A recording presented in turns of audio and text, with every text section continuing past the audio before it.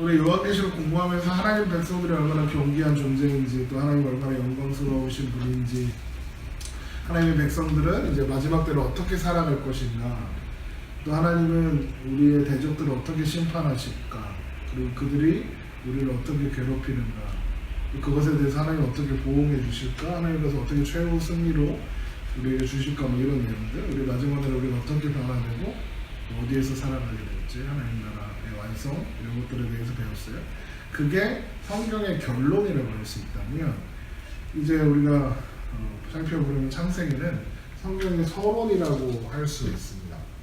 그래서 창세기와 요한계시록을 배우면 성경의 서론과 결론을 다 배운 거고, 그리고 그 관점 하에서 본론이라고 할 수 있는 다른 성경들의 내용들을 살펴보다 보면 어떤 이렇게 일관성 있는 관점으로 바라볼 수 있는 그런 힘이 생긴다고 할 수 있습니다. 우선은 세계관에 대한 이야기를 하려고 하는데요.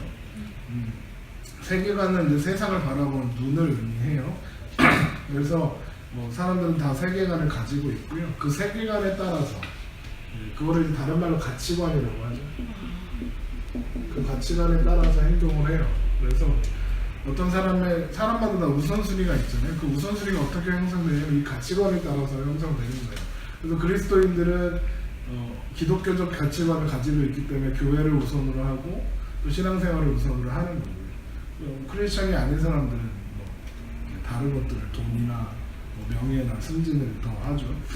그래서 이 시대를 이제 주름잡고 있는 여러 가지 가치관들이 있는데, 그 중에 지금 우리나라의 대표적인 게, 우리나라를 대표하는 가치관은 자본주의, 그리고 자유주의, 그리고 민주주의가 있습니다.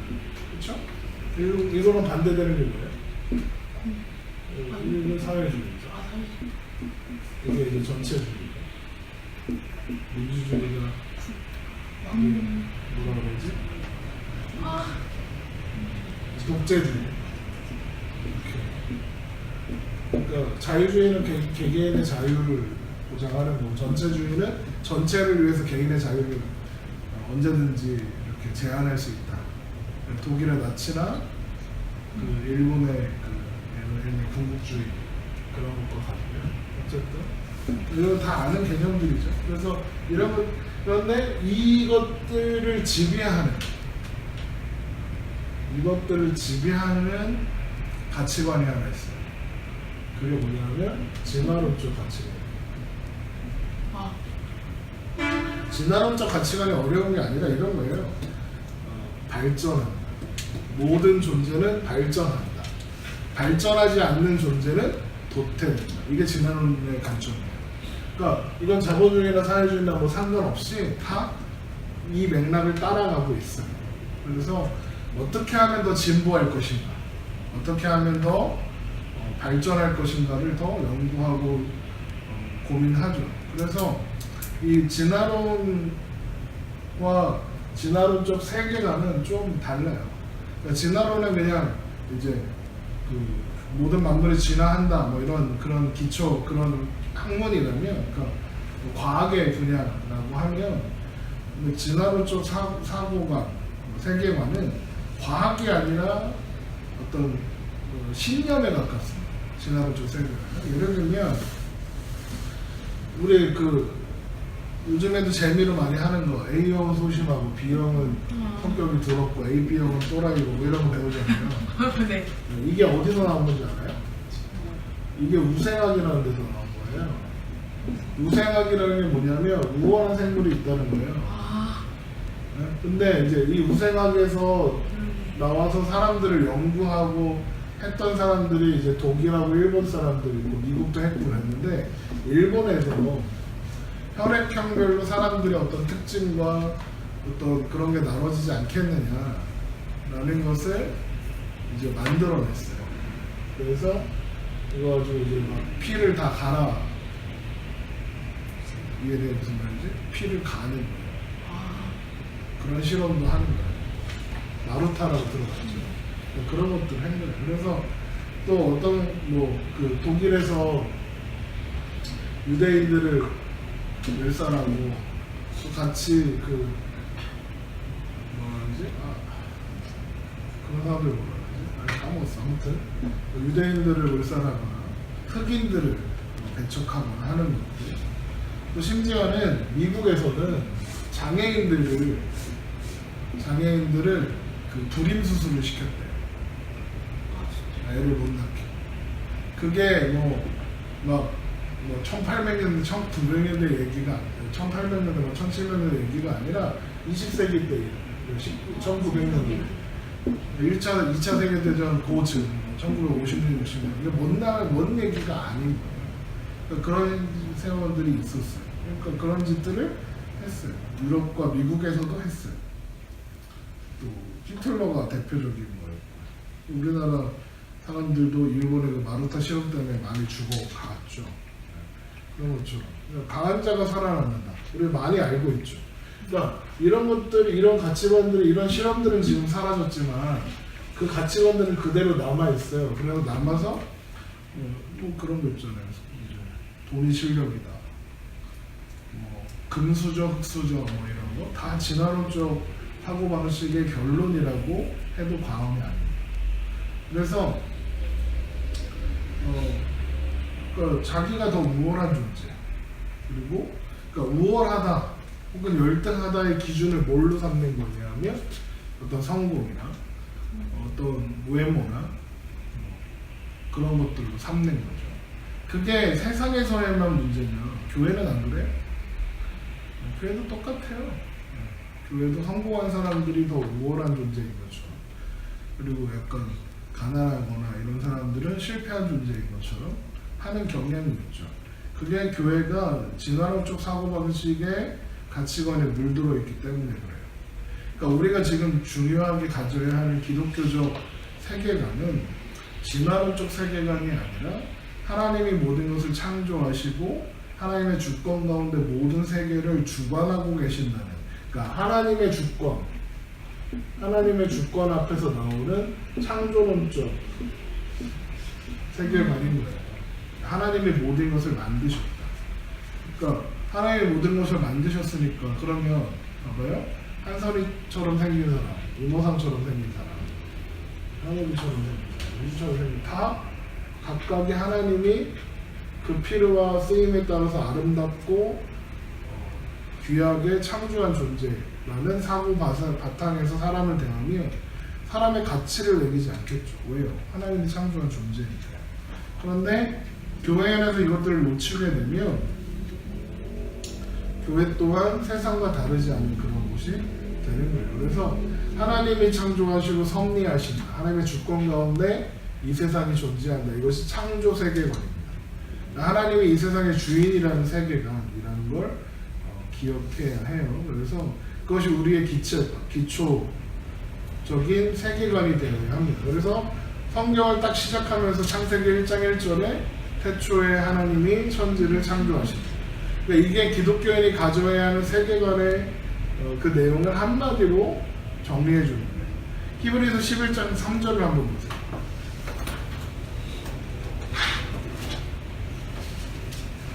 히브리서 11장 3절을 보면 되게 중요한 말씀이 있습니다.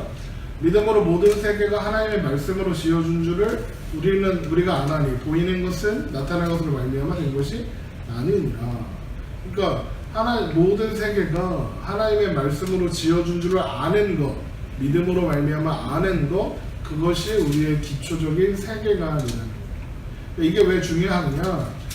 하나님이 우리를 사랑하시는 이유가 되기 때문에. 왜 이게 중요하냐? 죄악 가운데 빠져버려 하나님을 배반하고 떠나버린 인간들을 위해서 그 아들 예수 그리스도를 보내셔야 했던 이유가 무엇인가도 그것 때문에 알 수 있는 거예요.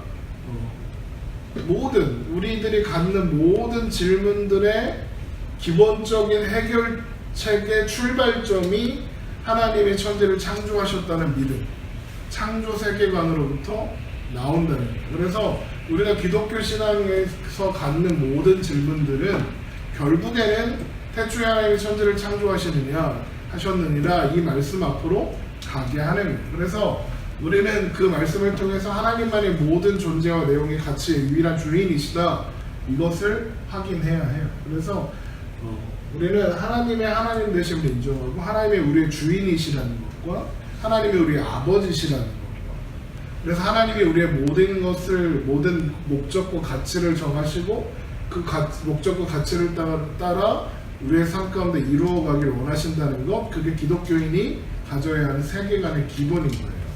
안 그러면 신앙은 내 소원을 이루어주기 위한 어떤 방법이 되고 말아요.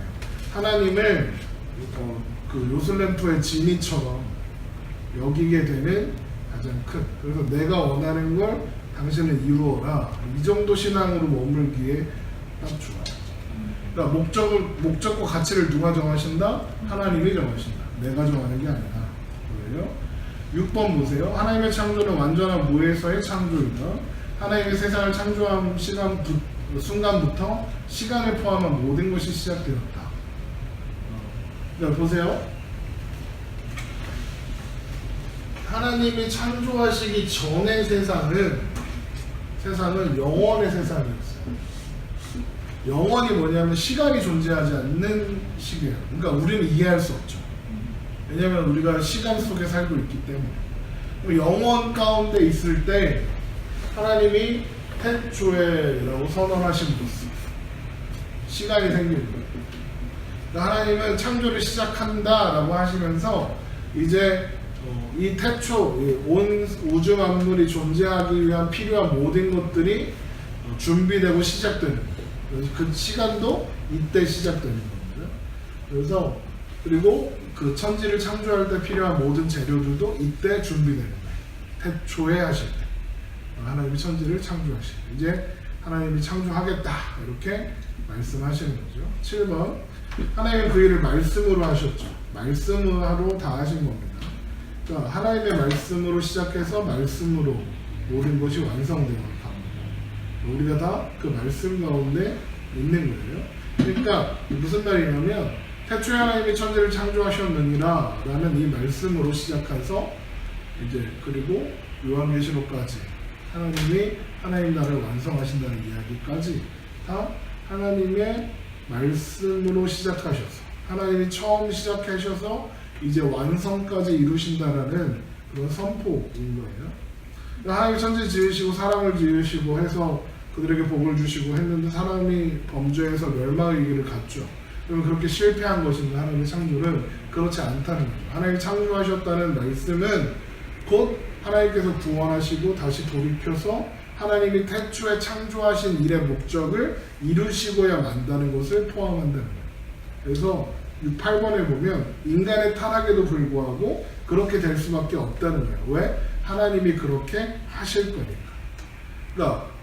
그러니까 하나님이 그 일을 태초에 계획하시고 목적하시는 일을 이루시는 일에 방해될 수 있는 것은 그 어떤 것도 없다는 거예요. 9번 그러므로 우리는 우리가 의존하며 살고 더 중요하게 여기는 것들 물질이나 환경이나 조건들이 아니라 최우선의 유일한 근거 되시는 하나님의 주권과 하나님의 계획과 하나님의 기뻐하심을 우선해야 한다는 것을 확인하고 그 사실에 항복해야 한다. 이게 믿음이다. 히브리서 11장 6절 한번 보세요.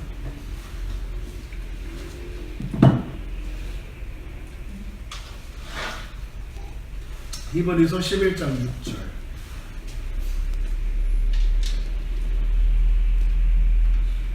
믿음 없이는 하나님을 기쁘시게 하지 못하나니 하나님께 나아가는 자는 반드시 그가 계신 것과 또한 그가 자기를 찾는 자들에게 상 주시는 이심을 믿어야 할지니라. 그러니까 믿음이란 하나님의 주권을 인정하는 거예요. 하나님이 계시는 것과 하나님이 상 주시는 분임을 믿는다는 거예요. 하나님만이 옳고 그름의 기준이 된다는 거예요. 이해되죠? 하나님이 기준이 된다는 거예요. 그게 우리 신앙의 유일한 근거여야 한다는 거예요.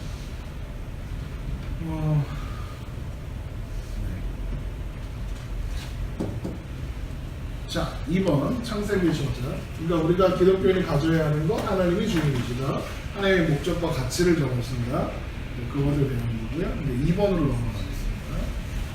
2번은 창세기 저자입니다. 창세기를 포함한 성경의 처음 5권, 창세기, 출애굽기, 레위기, 민수기, 신명기, 여기까지를 우리가 모세오경이라고 하죠. 모세가 썼다는 거예요. 창세기는 대부분 모세가 살았던 이전 시대를 기록하고 있어요. 모세는 출애굽 때에서야 뭐 글을 쓰든 뭘 해든 했을 거 아니에요, 그렇죠? 그럼 그 이전 거 어떻게 알았느냐? 그들 사이에 옛날에 하나님이 옛날 얘기들이 있겠죠.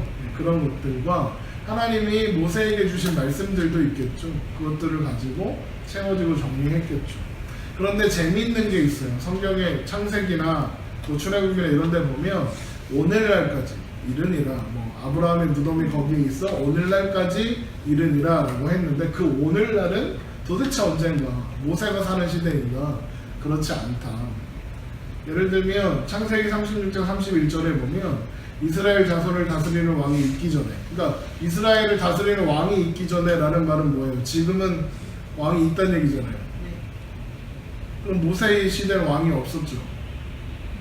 그럼 이게 무슨 말인가? 에돔 땅을 다스리던 왕은 이러하다라고 해서, 그러니까 뭔가 앞에 내용들에 대한 해설을 붙어 있는 내용들이 있어요. 그러니까 뭔가 원래 기록과는 좀 어울리지 않는, 섞이지 않는, 그러니까 뭔가 누가 나중에 여기다가 이건 이런 뜻이야 라고 써 넣은 것 같은 느낌이 나는 구절들이 많이 있어요. 그래서 이걸 가지고 어떤 사람들은 야 여봐라, 성경은 한 사람 모세가 쓴 게 아니다 이렇게 시비를 터는 사람들이 있는데, 그게 아니라 그 내용을 해설하는 내용들을 써 넣은 사람이 공식적으로 성경에 있어요. 그게 누구냐면 에스라 선지자예요. 그러니까 에스라가 어떤 사람이냐면 그 율법학자였고, 출애굽 그 바벨론 포로 시기 이후에 이제 예루살렘으로 돌아와서 하나님의 백성들에게 하나님의 말씀들을 가르치고, 그리고 그 말씀을 가르치기 위해서 그 말씀들을 해설하고 하던 내용, 그 해설하는 역할을 하던 성경 공부 선생님 같은 사람이었어요. 근데 그 사람이 이제 모세의 기록들을 이렇게 살펴보면서 백성들에게 이제 설명하고 또 둘을 읽히기 위해서 거기에 해설을 첨부했다고 합니다. 그러면 하나님이 그러면 이게 모세가 썼다는 사실이 어긋나나요? 그렇지 않죠. 에스라 또한 하나님의 영감을 따라 성경을 기록했고, 그것들을 굳이 구별할 필요는 없다는 거예요. 그래서 보세요. 모세가 창세기를 기록한 곡은 언제였냐? 출애굽이 있고 나서 얼마 안 된 BC 기원전 1450년경. 신명기가 모세 오병 중 가장 늦게 기록돼서 출애굽의 40년 광야 생활이 마무리될 즈음이었으니까 기원전 1410년경이었을 거라고 해요. 그러니까 하나님이 이스라엘 백성들 그 가나안 땅으로 돌아가게 하시겠다고 약속하셨죠. 네. 근데 애굽에 들어올 때 이 이스라엘 사람들이 남자만 70명이었어요. 여자들을 포함하면 100명 내외겠죠. 100명 내외겠죠. 그러니까 근데 그런 이스라엘이 이제 애굽에 살면서 한 민족을 이루면서 살게 됐죠. 근데 왜 이스라엘 백성들이 애굽으로 오게 됐는지 기억하세요? 아세요? 왜? 맞죠? 창세기 후반부에 나왔죠. 가뭄이 왔잖아요. 그 요셉의 7년 풍년, 7년 가뭄. 기억 안 나는 거예요, 설마? 7년 풍년 후에 7년 가뭄이 있을 때 애굽은 잘 준비되어서 먹을 것이 있었지만 요셉 덕에, 그런데 가나안은 먹을 것이 없었죠. 그래서 먹을 것 찾아왔다가 뭐 형제들 만나고 그러다가 요셉이 이제 야곱을 모셔다가 이제 그 극진히 대접하면서 그 고센 땅에, 애굽에 있는 고센 땅에 살게 하잖아요. 그러면 그렇게 해서 요셉의 가족들이니까 얼마나 극진히 대접을 받겠어요. 거의 고위층 대접을 받으면서 애굽에 살았을 거예요. 그러면 기근이 끝난 다음에 어떻게 해요? 기근이 7년을 끝났을 거예요. 그럼 어떻게 해야 될까요? 돌아가야죠. 돌아가야 하는데 돌아가야 안 돌아가요? 안 돌아가요. 나 100번 양보해서 요셉이 그래도 내가 총리로 있는 동안 부모를 잘 모시겠습니다. 그래서 내가 총리로 있는 동안만 이렇게 여기 계십시오. 그러면 적어도 야곱이 죽으면 돌아갔어야죠. 그런데 아니면 요셉이 죽은 다음에 돌아갔어야죠. 왜냐면 요셉이 돌아가라고 해요. 창세기 50장 가요. 창세기 50장 24절 보세요.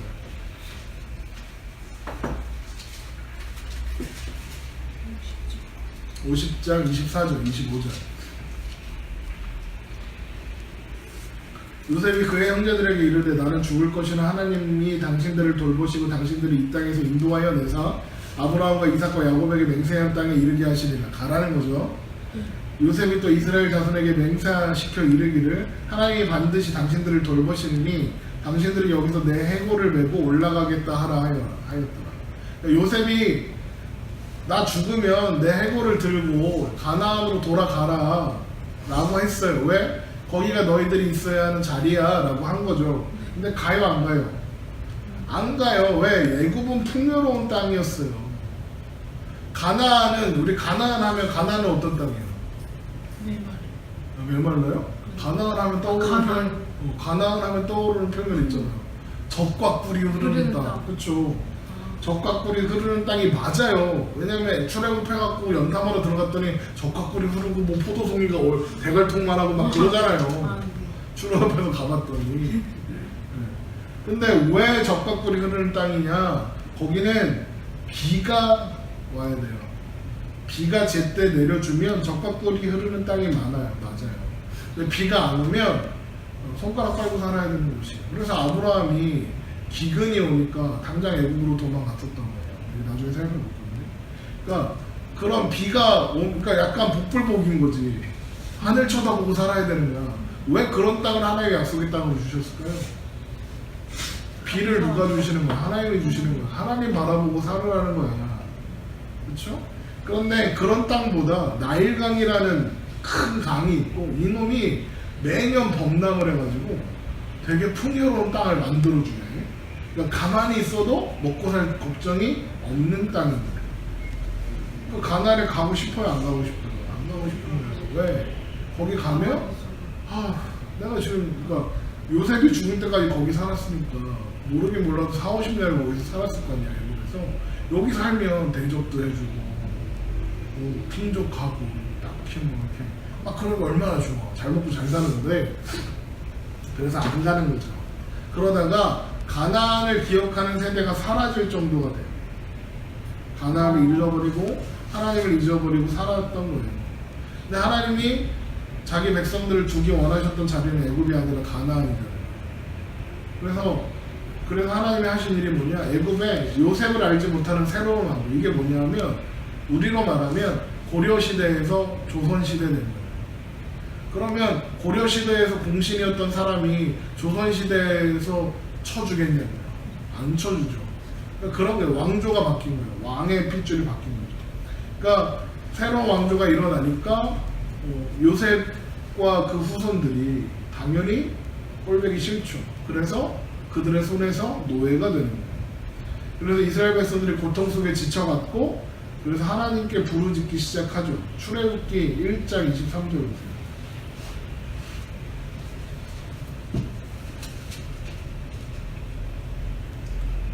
여러 해 후에 맞죠? 여러 해 후에. 네. 여러 해 후에 23절. 1장 23절이요? 네. 아니에요? 2장 23절. 2장 23절.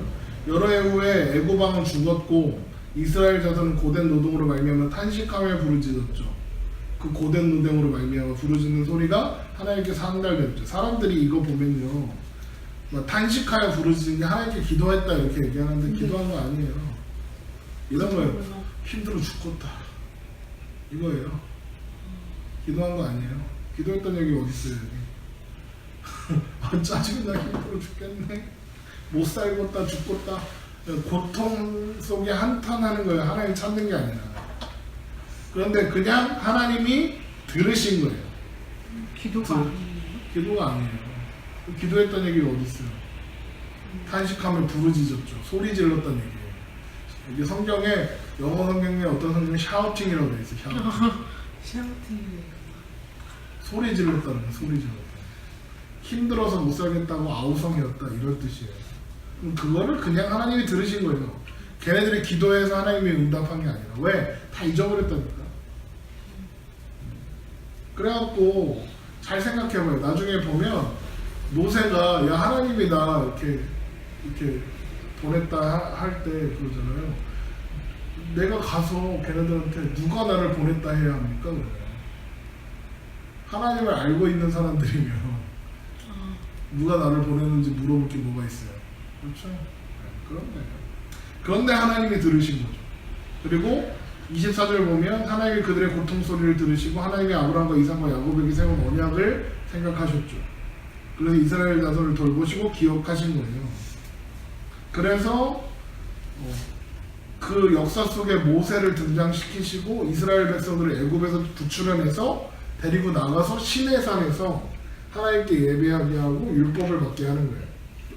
그리고 아마도 그 자리가 이제 창세기가 기록되기 시작하는 시점이라고 보통 하는 거예요.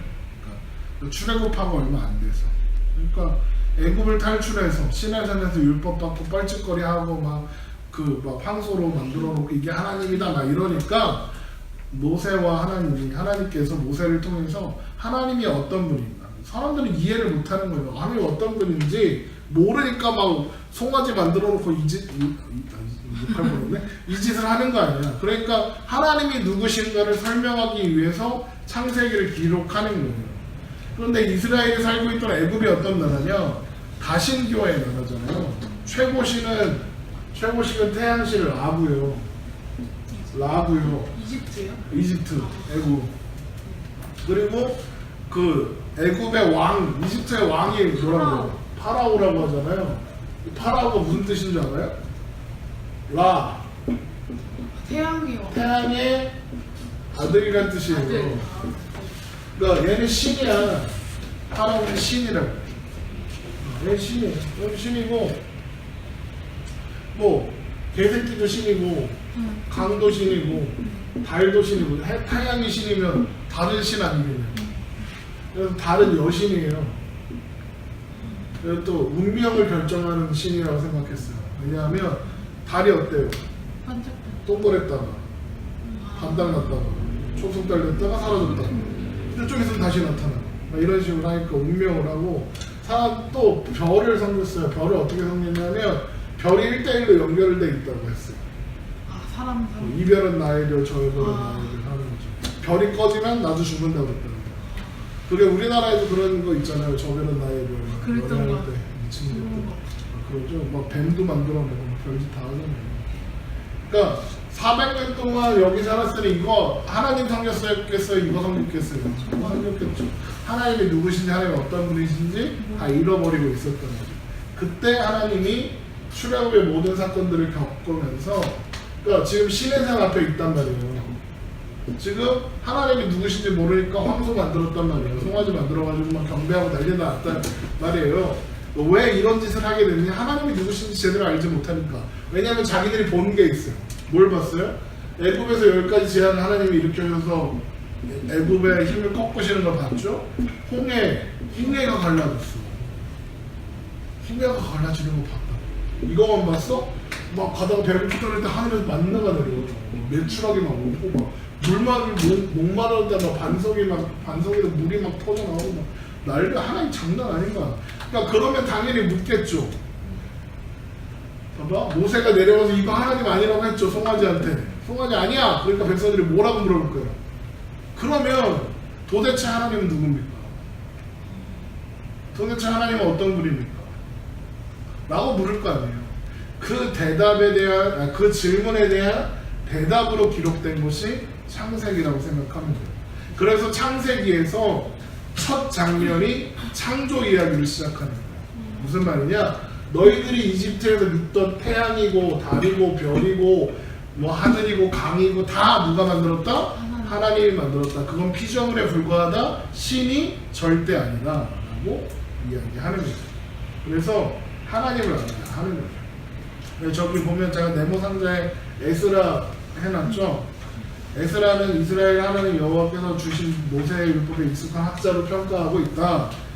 그는 하나님의 말씀을 이스라엘 사람들에게 올바르게 가르쳤을 뿐 아니라 역대기 에스라 느헤미야서를 기록했다. 그러므로 모세 오경에 그의 해설이 포함된 것은 하나님의 영광으로 기록된 성경을 더 가치 있게 하는 역할을 했다고 할 수 있다. 이렇게 정리해놨습니다.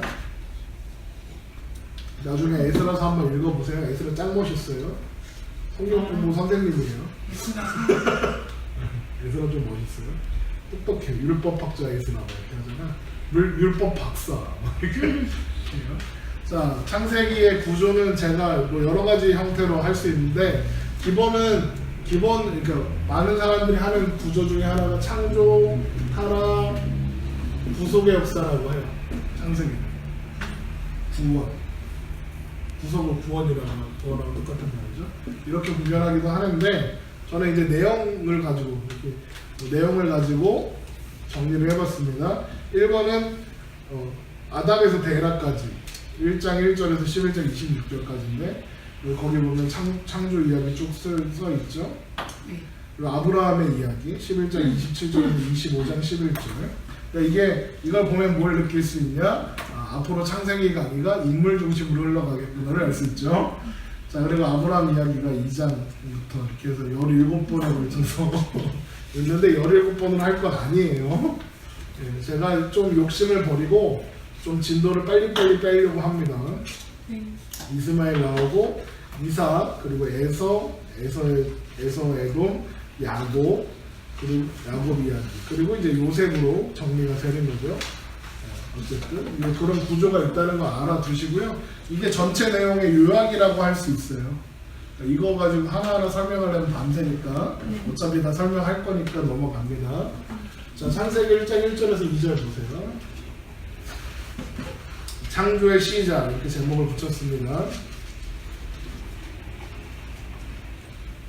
창세기 1장 1절에서 2절 같이 읽겠습니다. 시작. 태초에 하나님이 천지를 창조하시니라. 땅이 혼돈하고 공허하며 흑암이 깊음 위에 있고 하나님의 영은 수면 위에 운행하십니다. 자, 1번 세상은 언제 어떻게 어떤 목적으로 창조되었는가라는 질문은 온 인류가 끊임없이 던져온 질문이다. 사람들은 이 질문에 대답하기 위해서 신화나 전설을 만들어내기도 했으며 과학으로 증명하고자도 했었다. 그러나 성경은 이 모든 것의 시작에 하나님이 계신다고 말한다. 태초에 하나님이 천지를 창조하시니라는 이제 창조의 이야기가 시작된다는 헤드라인 같은 역할을 한다. 3번 창조는 아까 설명했던 내용인데요. 완전한 무에서 유로의 창조, 이게 중요합니다. 완전한 무, 아무것도 없는 거예요. 그래서 이제 하나님이 있으라 하심으로 있게 된 것, 그게 창조입니다. 그래서 태초 바로 직전까지는 시간조차 존재하지 않았습니다. 그래서 시간을 측정하거나 흐르지도 않았는데 시간이 창조되기 전 태초 이전의 상태를 성경은 영원이라고 한다. 하나님께서 그 영원 속에서 천지 창조를 계획하셨고 왕성된 하나님 나라의 그림을 그리셨으며 그 영원 속에서 창조가 시작된 시점이 바로 태초이다. 그 창조의 시작과 동시에 시간이 존재하게 된 거예요. 우주와 함께 하나님은 시간을 창조하신 겁니다. 자, 그 영원으로부터 태초, 이제 시간이 막 시작될 때 지구는 어떤 상태였냐면 흑암과 혼돈의 상태였죠. 이게 무슨 말이냐면 이제 그 창조의 재료들이 막 있는 거예요. 어떤 생명도 어떤 것도 온전한 모습도 텅 비어 있는 세계가 시작된 거예요. 이해돼요? 그래서 특성도 없고 구분도 없고 사람도 살 수 없는 불모지, 아무것도 없는 상태. 그러니까 땅이 혼돈하였다는 것은 형체가 없었다는 의미다. 아직 빛과 어두운 물과 물들, 땅들과 바다 사이에 아무런 구별이 없고, 이게 중요해요. 구별이 없고 형태가 없었어요. 이런 혼돈의 상태가 정돈되고 정리되는 게 창조의 이야기입니다. 그래서 하나님의 창조로 흑암과 혼돈과 공허와 흑암이 끝나게 되는 거예요. 그러면 하나님 왜 창조하셨느냐? 하나님 심심해서 창조하셨느냐? 그게 아니라는 거 여기 있어요. 하나님은 창조 안 하셔도 자존하실 수 있기 때문에 뭐가 필요해서 세상을 만드신 것이 아닌 거예요. 하나님께서 창조를 시작하신 이유가 뭐라고 하냐? 인간들을 사랑하시기 위해서. 사랑하시기 위해서. 이유 없는 우리를 우리 때문에 창조를 시작하시는데 그거 어떻게 이해할까? 그러니까 하나님은 누구의 섬김이나 도움이 필요할까요? 없어요. 필요 없어요. 홀로 완전하신 분입니다. 사람의 도움 없이도 찬양받지 않아도 충분히 찬양받기에 합당하신 분이고 충분히 복된 분이에요. 근데 자기 백성을 창조하시고 자기 곁에 두셔서 하나님의 영광을 나타나게 하시는 거예요. 마치 하나님이 인간이 필요한 것처럼 행동하시는 거예요. 이게 얼마나 놀라운 건지 몰라요. 이해돼요? 다시 한번 설명해요. 마치 하나님이 인간이 필요한 것처럼 행동하셨다고요. 네. 이게 얼마나 놀라워. 아무것도 필요하지 않은데 아무것도 필요하지 않고 자격하신 하나님께서 우리가 필요하다고 우리를 창조하시는 거예요. 이게 얼마나 놀라운 사랑인지 그거예요. 그래서 하나님이요 포기 안 하는 거예요. 왜요? 우리가 하나님이 그런 목적을 가지고 창조하셨기 때문에 타락해서 막 하나님 막 포기하고 막 그랬을 때도 하나님은 그대로 내버려 두지 않고 회복을 약속하시는 거예요. 그게 창세기 3장 15절에 창세기 3장 15절에 보세요.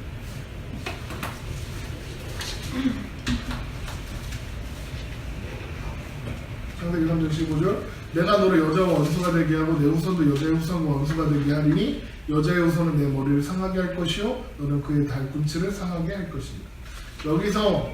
여기에서 말하는 여자의 후손은 예수님이라는 걸 제가 몇 번 말씀드렸죠. 왜냐하면 성경은 여자의 후손 없어요. 네. 다 남자의 후손이지. 근데 여자의 후손, 동정녀로 나신 예수님을 예표하는 표현이에요. 이걸 그래서 원시복음이라고 합니다. 원시복. 원시적인 복음이라는 거죠. 그 최초에 계시된 복음이라는 뜻이죠. 그래서 하나님은 인간들을 창조하시고 그 인간들에 향한 사랑 때문에 그 사랑을 포기하실 수 없기 때문에 창조하신 인간들을 버리지 아니하시고 죄악과 타락했음에도 불구하고 버리지 아니하시고 하나님의 구원의 역사를 이루시는 거예요. 그래서 재미있는 게 뭐냐면 마태복음 4장을 한번 보세요. 마태복음 4장 12절.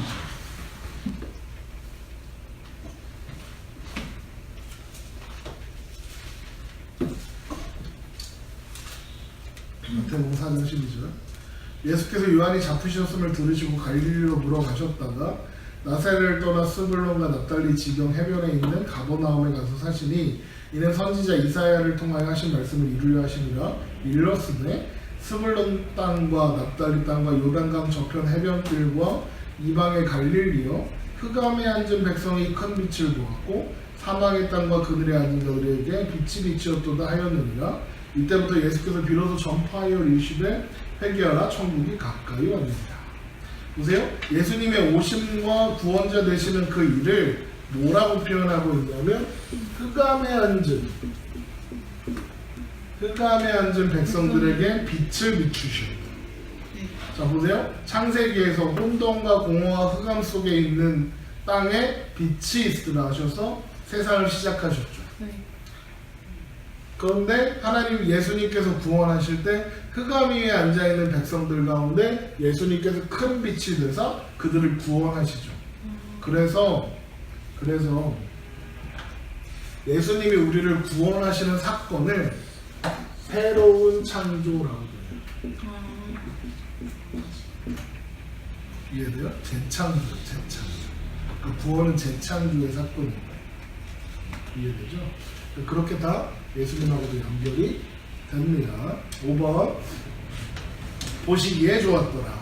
하나님이 보시기에 좋았더라 라고 반복되고 있는데 이게 하나님이 적당히 생각나는 대로 이루어 가신 게 아니라 하나님의 모든 신적 지혜와 능력을 동원해서 온 애정을 쏟아 만드신 하나님의 열심 있는 작품이라는 것을 말씀하시는 거예요. 그겁니다. 자, 첫째 날. 자, 우선 창조의 구조를 하나 이해하고 가요. 제가 일부러 표 안 그렸어요. 여러분이 한번 그려보고. 자, 우리 아동부처럼 첫째 날 뭐 만드셨죠? 빛 만드셨죠. 둘째 날은요?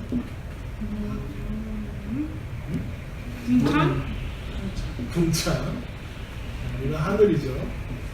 정확하게는 하늘과 바다를 만드신 거죠. 세 번째는 셋째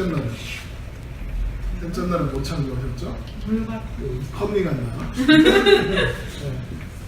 땅을 만드셨죠. 셋째 날 땅을 만드시고 채소를 만드셨어요. 식물. 자, 그럼 넷째 날은 해와 달. 해달별 만들어요. 다섯째 날은요? 짐승. 땅, 왜? 응? 새, 아 새. 새와 물고기 만드셨죠. 여섯째 날은 땅의 짐승. 땅의 짐승들과 그리고 제일 중요한 사람. 사람을 창조하셨죠. 자, 요거 어디다가 그 공간이 있으면 그려놓으세요. 이게 되게 중요해요. 왜 중요하냐면 순서를 순서도 중요하고요. 이 구도가 중요해요. 제가 1, 2, 3, 4, 5, 6, 7 안 쓰고 1, 2, 3, 4, 5, 6을 썼죠. 이게 중요해요.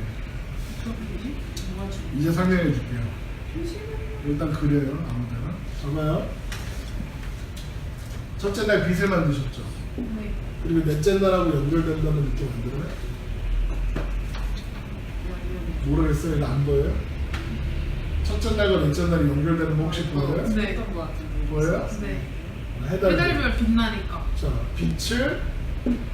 빛을 다스리고 정리하는 주권자를 만드셨죠. 그러니까 빛을 채우신 거예요, 그렇죠? 맞아요? 그리고 또 하늘과 바다를 만드시고 하늘과 바다의 대표 선수들이 누구예요? 새와 물고기랑 물고기죠. 그렇죠? 바다에서 또 땅을 만들었죠. 짐승. 땅의 짐승들. 사람. 그리고 사람을 만드셨죠. 무슨 말이냐? 하나님은 1, 2, 3일에 뭘 만드셨어요? 공간을 만드신 거예요. 공간을 만드시고 4, 5, 6, 1 동안 그 공간을 채워가신 거죠. 그러니까 이게 전반부는 배경을 만드신 거고요. 후반부는 배경을 채워가시는 이야기입니다. 그래서 이게 그냥 창조가 이루어지는 게 아니라 하나님의 중요한 디자인 속에서 창조가 되고 있는 거예요. 그래서 창조는 틀을 세우시고 스페이스, 공간을 만드시고 그곳에 내용을 채우심으로써 보기 좋은 상태로 만들어 가시는 것, 그게 창조인 거예요. 자, 어쨌든 이제 첫 번째 창조로 갈게요. 자, 창세기 1장 3절에서 5절 보세요. 읽어보겠습니다. 시작. 하나님이 이르시되 빛이 있으라 하시니 빛이 있었고, 안 읽어요? 빛이. 창세기 1장 3절에서 5절. 네. 창세기 1장 3절에서 5절. 하나님이 이르시되 빛이 있으라 하시니 빛이 있었고 빛이 하나님이 보시기에 좋았더라. 하나님이 빛과 어둠을 나누사 하나님의 빛이 낮으라 부르고 어둠을 밤이라 부르시니라. 저녁이 되고 아침이 되니 이는 첫째 날이니라. 자, 하나님이 이르시되, 말씀하실 때는 뭐예요? 하나님의 말씀하심으로 창조가 시작됩니다. 성부 하나님께서, 이가 뭐냐면 이게 어디로 연결이 되냐면 성부 하나님의 말씀으로써 말씀하시는 존재는 예수님이거든요. 이해돼요? 요한복음 1장 1절 한번 보세요.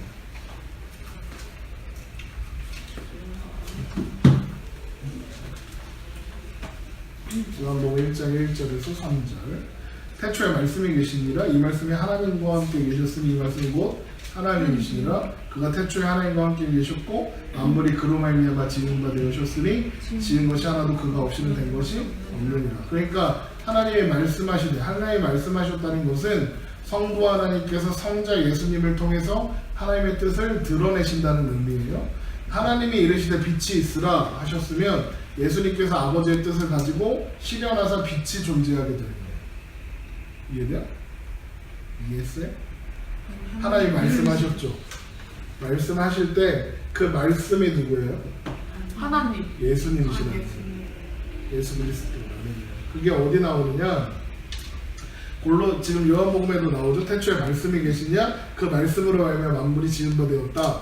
그 말씀은 누구예요? 예수님을 얘기한단 말이에요. 아. 또 골로새서 1장 15절 보세요.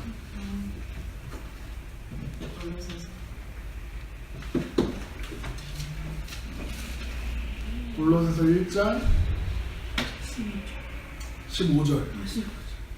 그는 보이지 아니하는 하나님의 형상이시요 모든 피조물보다 먼저 나시니니 만물이 그에게서 창조되되. 그러니까 누구에서 창조되었다고요? 그러니까 창조는 누구를 통해서 됐어요? 하나님의 말씀으로 하셨죠. 네. 그런데 지금 누구를 통해서 창조되었대요? 예수님을 통해서 창조되었대요. 그래서 하늘과 땅과에서 보이는 것들과 보이지 않는 것들과 혹은 왕권들이나 주권들이나 통치자나 권세들이나 만물이 다 그로 말미암아 그를 위하여 창조되었다.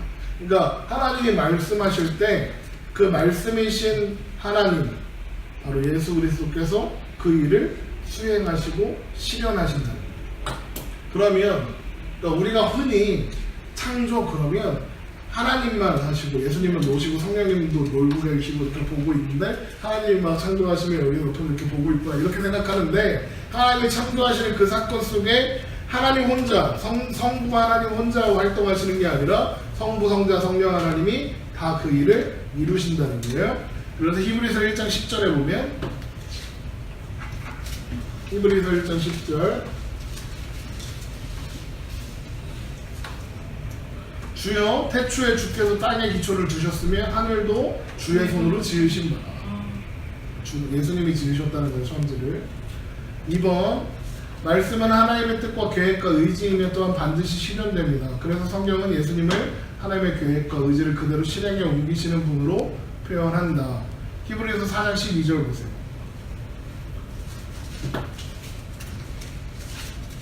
히브리서 4장 12절 하나님의 말씀은 살아있고 활력이 있어 좌우에 날선 어떤 검보다도 예리하여 혼과 영감이 관절과 골수를 찔러 쪼개기까지 하며 또 마음과 생각과 뜻을 판단하시나니 지으신 것이 하나도 그 앞에 나타나지 않음이 없고 우리의 결산을 받으신 이의 눈앞에 만물이 벌거벗은 것 같이 드러나느니라.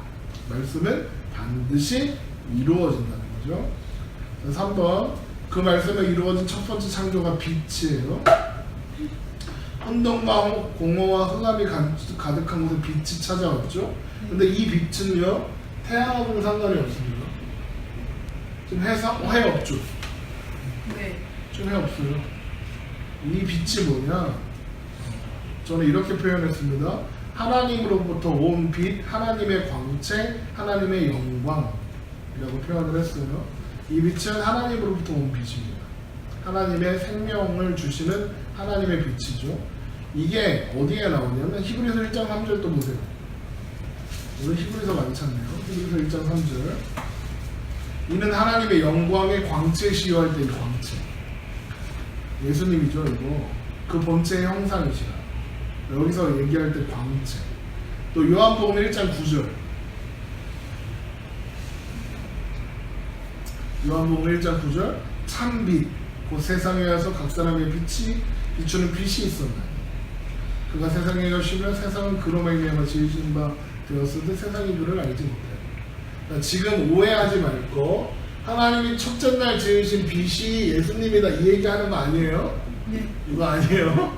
이거 아니고 하나님이 첫째 날 지으신 빛은 하나님이 빛의 근원이라는 거예요. 이해되죠? 네. 빛의 근원은 하나님이에요. 자, 이 빛이 성경에 있을까요? 없을까요?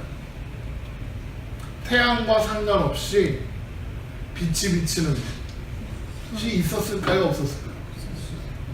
있어요. 언제 있냐? 출애굽 때 있어요. 출애굽 때 애굽의 어떤 출애굽 10장 21절 출애굽기 10장 21절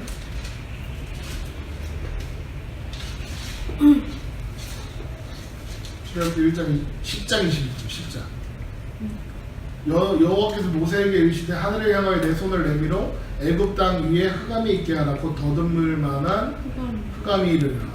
모세가 하늘을 향하여 손을 내밀며 캄캄한 소망이 3일 동안 애굽 온 땅에 있어서 그동안 온 사람이 서로 볼 수 없으며 자기 처소에 일어나는 자도 없으되 온 이스라엘 자손이 거주하는 곳에는 빛이 있었다.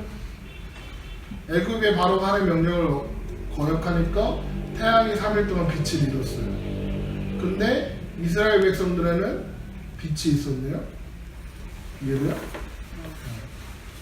이스라엘 백성들이 있는 곳에 빛이 있지만 애굽 사람들에게는 빛이 없어요. 그러면 이게 무슨 말일까요? 하나님의 영광이 이스라엘 백성들을 비치고 있는 거예요. 하나님의 영광의 광채. 태양은 지금 빛이 잃었잖아요.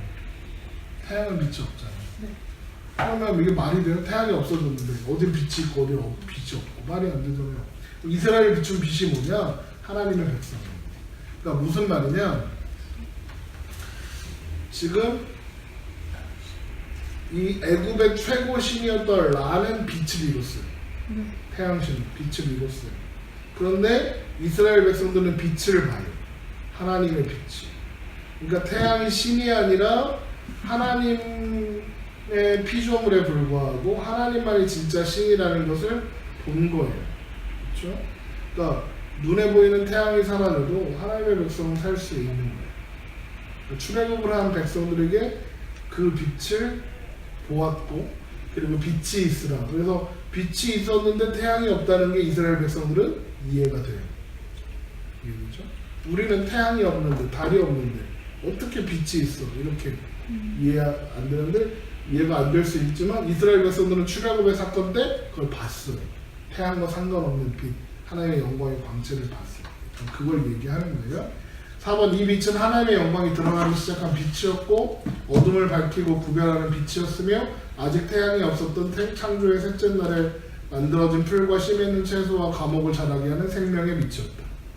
그러니까 무슨 말이에요? 태양이 우리가 식물 자라게 하는 줄 알았더니 뭐가 자라게 하는 거예요? 식물을 자라게 하는 것? 하나님이 자라게 하시는 거예요. 하나님이 자라게 하는 거예요. 이해되죠? 네. 그러니까 생명의 근원은 태양이 아니라 하나님이십니다. 이해되죠? 창조의 첫째 날 빛이 창조되어 세상을 비추고 생명을 움트게 했던 것처럼 하나님의 영광의 빛 대신 예수 그리스도로 말미암아 구원이 시작되고 흑암 가운데 있는 우리 백성들에게 빛이 되어 주셨죠. 그래서 구원을 새 창조라고 했다 이렇게 얘기했었죠. 재미있는 게 뭐냐면 하나님은 1장 4절 보세요. 창세기 1장 4절. 빛이 하나님 보시기에 좋았더라. 하나님이 빛과 어둠을 나누셨죠. 네. 그리고 빛을 낮, 어둠을 밤이라 부르셨죠. 나누셨어요. 나누셔서 서로 섞이지 못하게 하셨죠. 그러면 하나님은 적어도 빛 아니면 어둠을 원하시겠네요. 두 개가 어중간하게 섞이는 건 원치 않으시겠네요. 그렇죠? 그러면서 하나님이 우리한테 뭐라고 하시나요? 빛 가운데 행하라 하죠. 무슨 말이죠?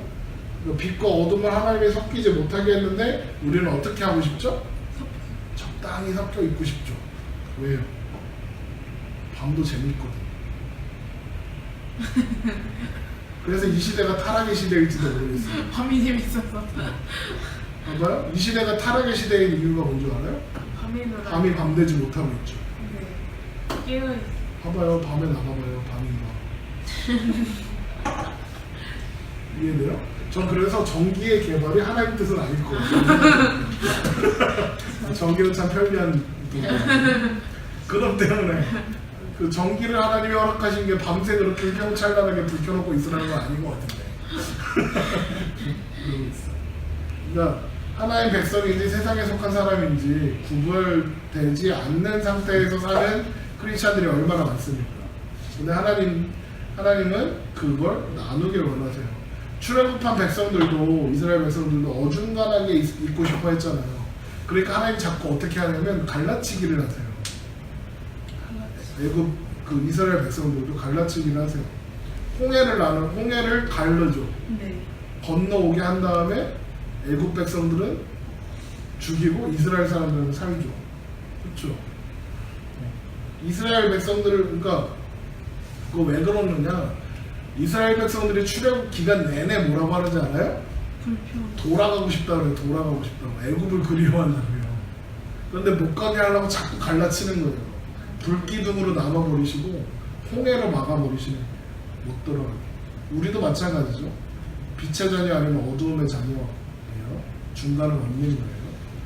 죄 때문에 애매하게 보일 때는 있을 수 있는데 그런데 놀랍게도 하나님은 하나님의 자녀들에게 빛을 비추시죠. 그러므로 우리는 하나님의 말씀을 모를 때는 어둠 가운데 있었던 거지만 하나님의 말씀을 우리 가운데 비출 때 우리의 어둠이 사라지고 우리가 빛 가운데 들어가게 된다는 거 기억해야 돼요. 하나님은 빛과 어둠이 섞이는 걸 원치 않으십니다. 잘 때는 불을 끄자. 자, 6번 빛은 모든 것의 근원이 된다. 우리는 그 빛을 보고 그 빛에 의해 새롭게 창조된 자들이다. 혼돈과 공허, 흑암이 가득한 이 세상에서 하나님의 풍성함을 맛보는 하나님의 백성들은 빛의 자녀가 된 것이다. 그래서 자꾸 하나님은 우리한테 뭐라 그래요? 빛이라는 거죠. 둘째 날 창세기 1장 6절 보세요.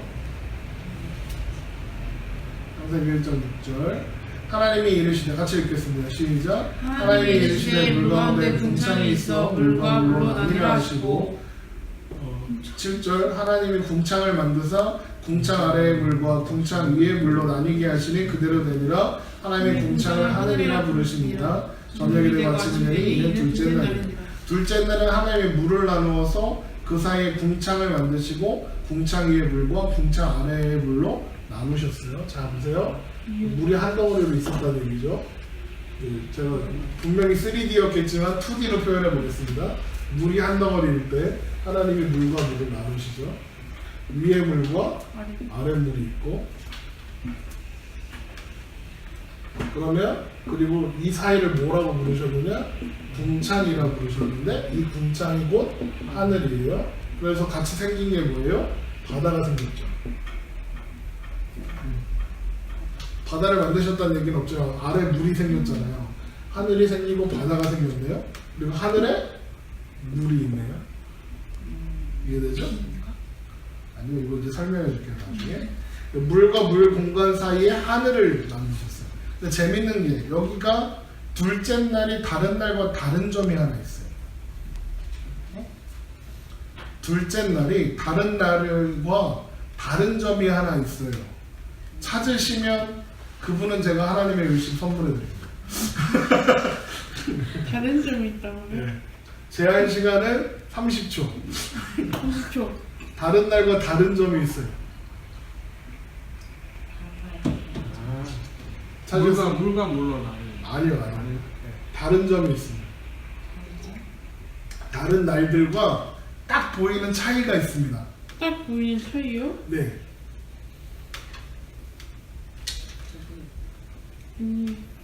이거 딱 보면 알 수 있습니다. 좀 힌트를 주면 이게 없네 이런 게 있습니다. 다른 거 없네. 아니에요. 다를 때 말씀이 없어요. 네? 무슨 말씀이 없어요? 나누었다. 많이 나눴죠. 이게 없네? 뭐가 없어? 뭐가 없죠? 빛이 없어. 빛은 있었죠. 있었는데. 이게 뭔가 없네. 빠진 문장이 하나 있습니다. 정답! 뭐라고요? 보시기에 좋았더라가 없습니다. 아. 한선이를 제가 선물해 줄게요. 와우. 네. 보시기에 좋았더라가 없어요. 제가 심지어 교재에 써놨어요. 유독 둘째 날만 좋았더라는 감탄이 빠져있다. 왜 그러냐? 하나님은 하늘이라는 공간을 창조하셨는데 아직 공간의 창조가 마무리되지 않았기 때문에 마무리가 되지 않아요. 왜냐하면 공간이 하나 더 있어야 돼요. 뭐가 있어야 되죠? 땅과 바다라는 공간이 있어야 해요. 근데 여기 보면 바다는 구별되었으나 바다에 대한 언급이 없죠. 그러니까 지금 뭔가 완성되진 않은 거예요. 뭐가 나와야 완성되는 거죠? 땅이 나와야 완성되는 거예요. 그러니까 하나님이 둘째 날과 셋째 날을 공간을 만드는 날로 하신 거예요. 그래서 공간을 다 만드시고 나서야 보시기에 좋았더라고요. 1장 9절 보세요. 하나님이 이르시되 천하의 물이 한 곳으로 모으고 묻이 드러나라 하시니 그대로 되니라. 하나님이 묻을 땅이라 부르시고 모인 물을 바다라 부르시니 하나님이 보시기에 좋았다. 셋째 날이죠. 지금 셋째 날이에요. 그리고 11절 보세요. 하나님이 이르시되 땅은 풀과 씨 맺는 채소와 각기 종류대로 씨가지 열매 맺는 나무를 내라 하시니 그대로 되어 땅이 풀과 각기 종류대로 씨 맺는 채소와 각기 종류대로 씨가지 열매 맺는 나무를 내니 하나님이 보시기에 좋았다. 이렇게 되어 있죠. 그러니까 무슨 말이냐? 셋째 날에는 뭐가 이렇게 보시기에 좋아요? 그게 아니라 하나님이 땅이 완성되었을 때 하나님이 보시기에 좋았더라 하고, 그리고 식물들을 창조하시고 좋았더라 하시는 거예요. 그러니까 하나님이 계획하신 것은 둘째 날, 셋째 날에 같이 완성되어야 했다는 거예요. 공간의 창조였다는 것을 알 수 있는 거예요. 그래서 둘째 나라는 공간인 하늘을 만드신 거죠. 이해되죠? 네. 자, 이 물은, 이 하늘은 물이 위아래로 나뉘어서 생긴 공간으로 물이 순환하는 공간이라고 할 수 있습니다. 이렇게 돌겠죠? 물은 순환하죠. 이거 몰랐죠? 물이 순환하는 거 알았어요? 알았어요. 그쵸? 우린 다 알죠. 초등학교 때 배웠죠? 네. 근데 놀라운 거 아세요? 그 이론이 언제 발견됐을까요? 물이 하늘에서 땅으로 순환한다는 거. 그게 1890년대에 발견된 과학입니다. 그것도 어떻게 발견됐는지 아십니까? 어떤 사람이 성경을 보다 물을 위아래로 나누셨네? 그래서 물의 순환의 원리를 발견한 게 그렇게 오래되지 않은 과학이에요. 그렇습니다. 그러니까 물이 순환한다는 건 되게 중요한 사실입니다. 왜냐하면 그 물이 순환함으로써 약속의 땅이 비옥하게 되죠. 네. 비옥하게 되어야 자기 백성들을, 하나님의 백성들을 먹이실 거잖아요. 그런 거죠. 그래서 물은 되게 중요한 겁니다. 그래서 아까 가나안 얘기할 때 가나안은 복불복이다. 비가 와야 된다. 하나님을 바라보고 살으라는 거다. 이렇게 했죠. 그래서 출애굽하고 가나안 입성을 앞둔 시기에 신명기에 가면 신명기 11장 13절 한번 보세요. 신명기 11장 13절. 신명기 11장 13절.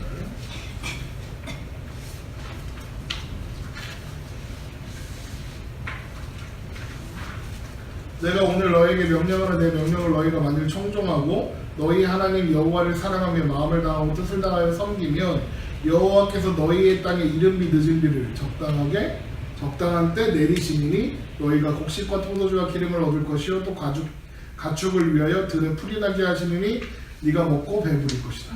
하나님과 함께 살면 하나님은 때를 따라 적당한 비를 내려 가나안을 비옥하게 하신다. 이게 무슨 말이냐? 하나님과 함께 사는 게 복된 거다라고 이야기하는 거예요. 이해되죠? 그 말씀을 하는 겁니다. 4번 하늘은 하나님을 보이는 통로다. 하나님을 보는 통로다. 그래서 하늘은 그 자체가 아름답고 장엄하게 창조되었다. 그 하늘로 하나님의 영광이 선포되어야 하기 때문이다. 시편 19편 1절만 한번 보세요. 하늘은요 하나님의 영광을 선포하고 의를 선포합니다. 시편 19편 1절 하늘이 하나님의 영광을 선포하고 궁창이 그의 손으로 하신 일을 나타내십니다. 하늘이 하나님의 영광을 선포한다죠. 네. 시편 97편 6절 보세요. 97편 6절 교재에 다 있습니다. 시편 97편 6절 하늘이 그의 의를 하나님의 의를 선포하니 모든 백성들이 그의 영광을 보죠. 그런 거죠. 그러니까 사람들은 하늘을 보면 하나님의 영광이 생각나고 하나님의 의가 생각나는 거예요. 그렇죠? 또 바벨론의 지금 그러니까 에스라 시대에서는 바벨론의 포로로 잡혀가고 막 이런 상황이잖아요. 하늘을 보면서 무슨 생각을 하냐면 하늘을 누가 창조하셨죠? 하나님이 창조하셨죠. 네. 그러면 노예로 팔려간 가족들과 친척들과 형제들이 어디 안에 있어요? 하늘 안에 있죠. 나도 하늘 안에 있죠. 같은 하늘 안에 있죠. 하늘 안에 있으므로 하나님이 보호하시고 하늘의 옷자락으로 그들을 지켜주시고 보호하신다 라는 믿음을 가지고 있는 거예요. 우리가 재밌는 게 뭔 줄 알아요? 우리는 하늘에 둘러싸여 살아요. 네. 어디부터가 하늘이에요? 어디부터가 하늘이에요? 여기부터 하늘이지. 우리가 발 딛는 그 땅부터 저 위에서부터 생각했어요. 그 공간 전체가 하늘이죠. 땅부터. 우리는 하늘에 둘러싸여 살고 있어요. 근데 그 하늘을 누가 창조하셨다고요? 하나님이 창조하셨어요. 자, 그런데 하늘은요 물만 내리는 곳이 아니라 밥도 내려요. 하늘은 그래서 하나님의 풍성한 은혜를 보여줘요. 하늘에서 밥이 언제 내리냐면 시편 78편 24절 보세요. 시편 78편 24절 하늘에서 밥 내린 거 몰라요? 하늘에서 밥 내리잖아요. 못 봤어요? 새? 시편 78편 24절 그들에게 만나를 비같이 내려 먹이시며 하늘 양식을 그들에게 주셨죠. 요한복음 6장 31절도 보세요. 요한복음 6장 31절.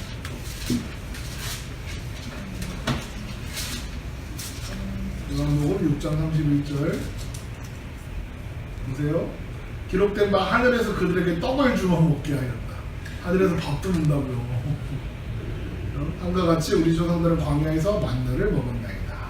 무슨 말이냐? 하나님이 자기 백성들을 먹이시고 지키시고 보호하신다. 하늘은 하나님의 은혜를, 하나님의 성실하심을, 하나님의 신실하심을 드러내고 있는 그런 공간인 거죠. 셋째 날 1장 9절입니다. 하나님이 이르시되 천하의 물이 한 곳으로 모이고 묻이 드러나라 하시니 그대로 되니라. 하나님이 묻을 땅이라 부르시고 모인 물을 바다라 부르시니 하나님이 보시기에 좋았더라. 하나님이 이르시되 땅은 풀과 씨 맺는 채소와 각기 종류대로 씨가지 채 열매 맺는 나무를 내라 하시니 그대로 되어 땅이 풀과 각기 종류대로 씨 맺는 채소와 각기 종류대로 씨가지 열매 맺는 나무를 내니 하나님이 보시기에 좋았더라. 저녁이 되고 아침이 되니 이는 셋째 날이다. 하나님이 물과 땅을 나누셨다는 건 셋째 날까지는 지구가 물로만 덮여 있다는 뜻이겠죠? 네. 그런데 땅이 어디서 나왔어요? 물에서 나왔어요. 물로 가득한 지구에서 하나님이 천하의 물을 한 곳으로 모아라 하니까 땅이 솟아오르고 바다가 생기고 바다가 드러난 거죠. 그리고 땅과 바다의 경계를 정하십니다. 땅이 그러면 그때 한 덩어리였습니다. 네? 땅이 그때는 한 밑에 덩어리. 있었죠. 네, 땅은 한 덩어리였습니다. 지금처럼 그런 모델 육체주의 모습이 아니라 땅도 하나였습니다. 이건 과학적으로 증명된 사실이죠. 왜냐하면 이걸 뭐라고 하냐면 이게 대륙 이동설이라고 해요.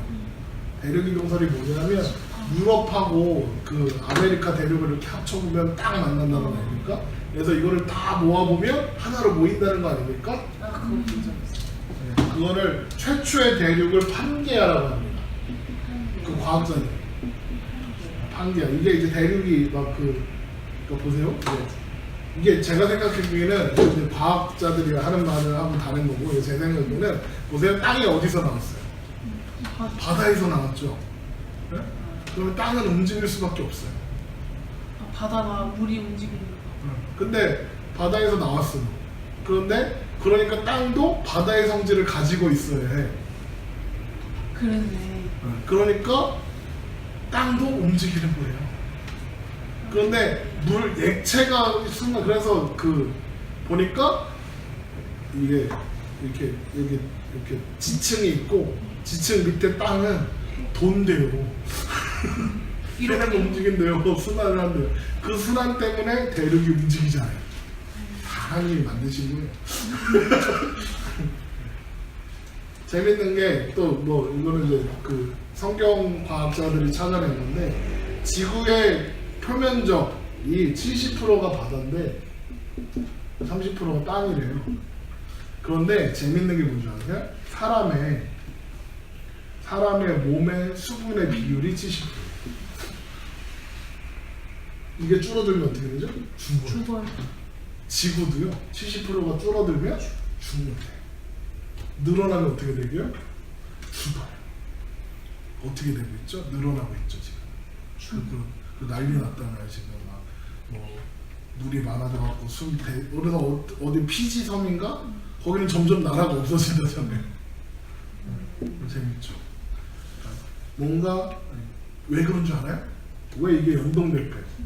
바다와 이게 70% 30%고 지구의 표면적과 사람과 왜 연동되어 있을까요?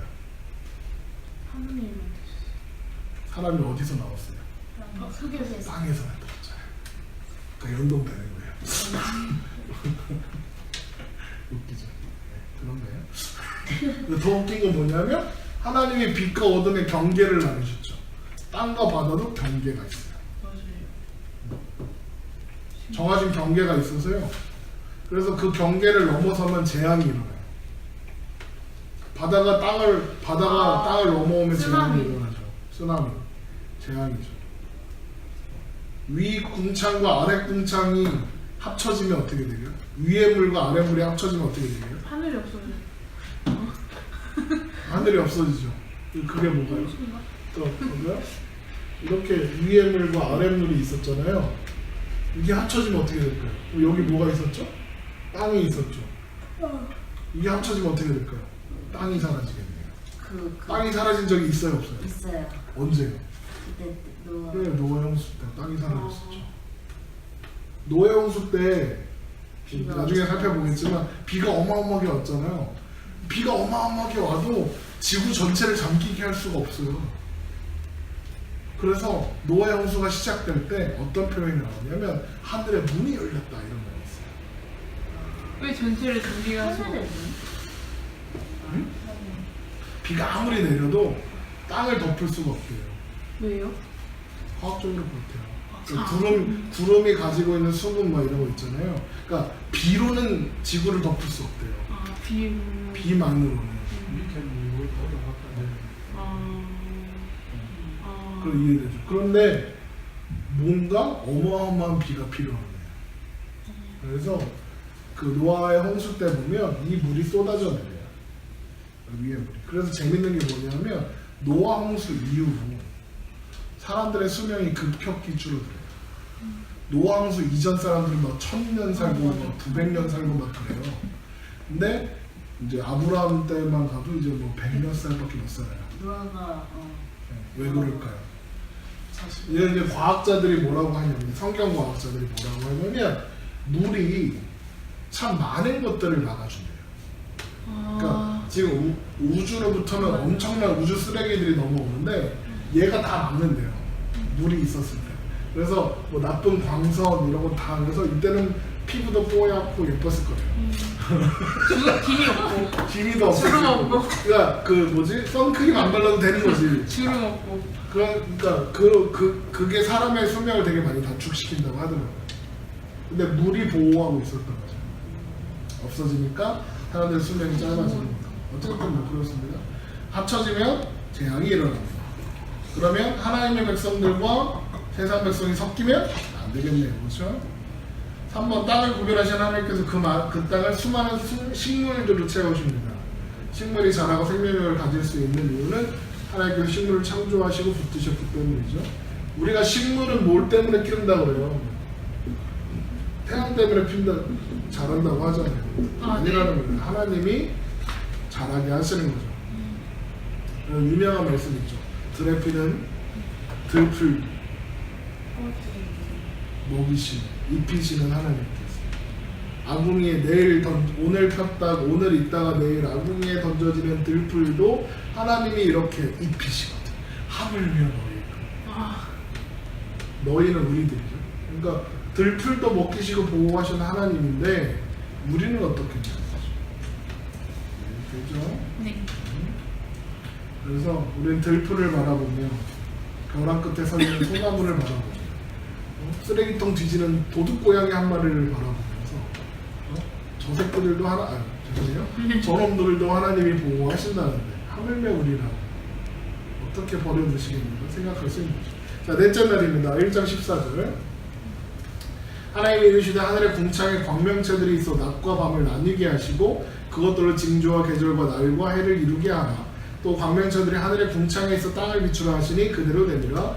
하나님이 두 큰 광명체를 만드사 큰 광명체로 낮을 주관하게 하시고 작은 광명체로 밤을 주관하게 하시며 또 별들을 만드시고 하나님이 그것들을 하늘의 궁창에 두어 땅을 비추게 하시며 낮과 밤을 주관하게 하시고 빛과 어둠을 나뉘게 하시니 하나님이 보시기에 좋았더라. 저녁이 되고 아침이 되니 이는 넷째 날이다.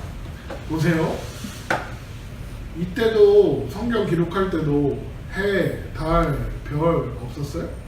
그런 표현들이 없었어요? 있었을 거 아니에요. 그런데 그 이름을 안 써요. 대신 뭐라고 해요? 큰 광명체, 작은 광명체. 그리고 별은 또 뭐래요? 그냥 별을 만드시고 끝이에요. 그냥 별을 16절 맨 끝에 또 별을 만드시고 그냥 하늘에 두어 비추게 하셨다. 끝. 왜 그러냐? 마치 그러니까 마치 얘네들을 되게 하잘 것 없는 존재인 것처럼 표현을 해요. 왜 그러느냐? 애굽이 1월 성신, 1월, 1 태양, 월, 달, 성, 별을 신으로 여겼기 때문에 피조물에 불과하다는 것을 그렇게 표현하는 거예요. 그래서 그래갖고 뭐 보니까 얘기들 뭐 신화 같은 거 이렇게 보니까요. 이제 라는 그 하늘에서 배를 타고 그 이렇게 궤도를 돈대요. 이렇게 돌고 있으면 왜 어둠이 오냐? 어둠의 신이 있는데 그 어둠의 신이 이름이 뭐예요? 아무튼 어둠의 신이 와가지고 태양하고 그 라랑 싸운대요. 이 이집트 신화. 라랑 싸운대요. 그러면 태양이 꺼지는 거야. 싸우고 있으니까. 근데 아침이 되면 이겨. 영화 있어. 이집트의 신인가 뭐 있어. 그래 아침이 되면 라가 이겨. 그래서 다시 해가 뜨는 거. 이런 식으로 이제 막 하고. 그리고 파라오는 태양신을 아예 후손이고 신적인 존재고. 그리고 다른 여신이에요. 커졌다 작아졌다. 다른 인간의 운명이다. 운명의 여신을 막 그러고 별이 사람들과 연결되나? 약간 다 얘기했던 거니까. 그러니까 별을 보면서 운명을 점치죠. 그게 뭐죠? 점성술이에요. 별자리 점. 별자리. 무슨 자리야? 황소 자리예요. 그걸 별자리 점 보죠. 이 점성술이 카드에 모아져 있으면 그걸 타로라고 하는 겁니다. 그래서 성경은 해달별이 운명도 아니고 신도 아니고 절대적인 존재가 아니라고 이야기합니다. 그러면 질문이 생길 거예요. 여기 목사님 해달별이 징조를 주관하게 한다고 했는데요. 그런 궁금증이 드시죠? 이게 운명 얘기하는 거 아닙니까? 이 징조는 이런 겁니다. 일종의 일기예보 같은 거예요. 저녁에 노을이 붉으면 그 다음날 덥죠. 몰라요. 겨울이 되면 추워요. 겨울이 되면 춥죠. 해가 짧아지죠. 해가 늦게 뜨고 빨리 지죠. 여름이 되면 빨리 뜨고 늦게 지죠. 해가 늦게 지고 빨리 지면 여름이 되는구나. 해가 길어지면 봄이 오고 있구나 라고 느끼죠. 네.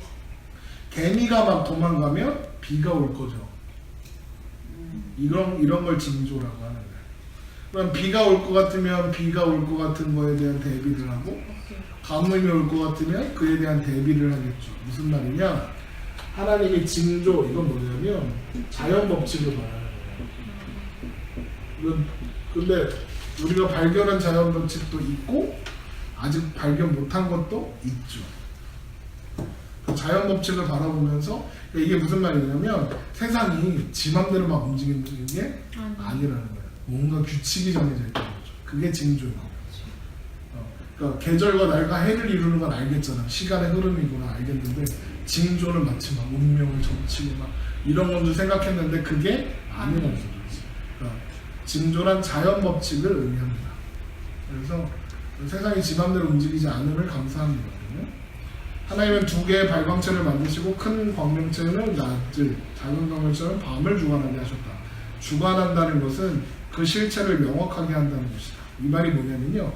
낮에 한 선이었으면 밤에도 한 선이라는 거예요. 큰 광명. 낮에 한 선이었는데 밤에 처녀 귀신 안 된다는 거예요. 무슨 말인지 알아요? 낮에는 똥이었는데 밤에 금되지 않는다고. 다리 껴. 이해돼요? 낮에 개가 밤에 개예요.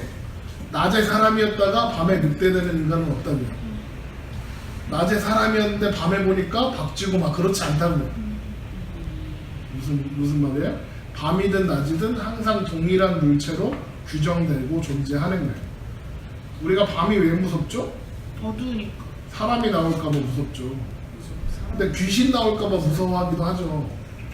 그런 건 없다. 그러니까 UFO, 뭐 USO 뭐 이런 거 있거든요. 미확인 물체, 비행 물체하면 UFO고요.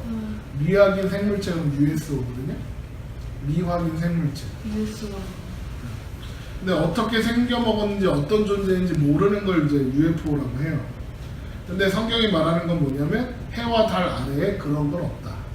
확인할 수 없는 건 없다. 낮에는 사람이 사는 동네고 밤에는 귀신이 돌아다니면 안 된다. 보름달이 뜨면 늑대가 울고 마녀들이 빗자루 타고 다닐 수 없다. 이해돼요? 낮과 밤이 다를 수 없다는 거예요. 네? 이게 뭘 돌려깠는지 아시겠죠? 할로윈? 할로윈이 그거잖아요. 밤이 되면 귀신들이 돌아다닌다는 거 아니에요. 그 시즌에. 그래서 분장하고. 그래서 귀신인지 사람인지 몰라보게 하려고 귀신 분장하고 다니는 거잖아요. 네, 웃기지 마라. 하나님은 밤이나 낮이나 다 지켜주신다. 현옥이 좋아하는 찬양이죠. 밤이나 낮이나. 특히 그러니까 밤은 하나님이 아름답게 하셨지 두렵게 만들지 않으셨어요. 낮에 해와 밤에 달도 너를 해치 못하니. 제가 어렸을 때 우리 딸내미가 좋아하던 만화 영화 중에 디보라고 있거든요. 아, 그 선물 주는 뒷모요. 알아요. 그걸 어떻게 알지? 저도 봤어요. 전날부터 있었어요. 네가 그때 애기가 아니었을 텐데. 애기였어요. 저도 그럴 리가 없는데. 디모. 아무튼 디보라는 친구가 있었는데 거기에 그런 게 나왔어요. 밤은 무섭지 않아. 근데 어떻게 알지? 밤은 무섭지 않아요. 어쨌든 우리는 낮의 해와 밤의 달, 별들 속에서 하나님을 발견한다. 그 속에 담겨있는 하나님의 솜씨와 배려와 은혜와 섭리와 경륜을 발견한다. 제가 거기 표시 안 해놨는데 시편 8편 3절에서 4절이라고 써놓으세요. 4번 뒤에. 그리고 찾으세요. 시편 8편 3절에서 4절.